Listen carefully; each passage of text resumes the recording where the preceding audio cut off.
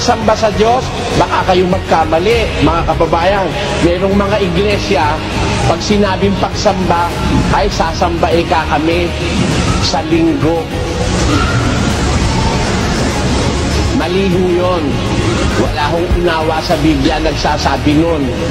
Hindi pagsamba yung pupunta ka sa kapilya, yun ang pagsamba. No, pagkakatipon yun. O, ang pagsamba, paghahandog ng sarili na ipaglingkod sa Diyos bilang kasangkapan ng kanyang katwiran.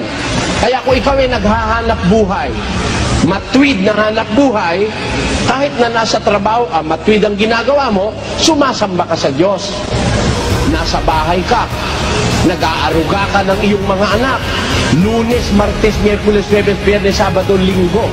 Isa kang mabuting ina ng tahanan, hinahasikaso mo ang iyong mga anak nang ayon sa katwiran, Lunes hanggang Linggo'y nakasasamba ka sa Diyos because you're offering yourself as a living sacrifice acceptable unto God, which is your karampatang pagsamba.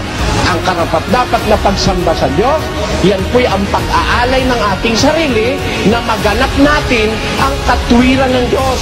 Naging instrumento tayo ng kanyang mabuting kalooban. Yan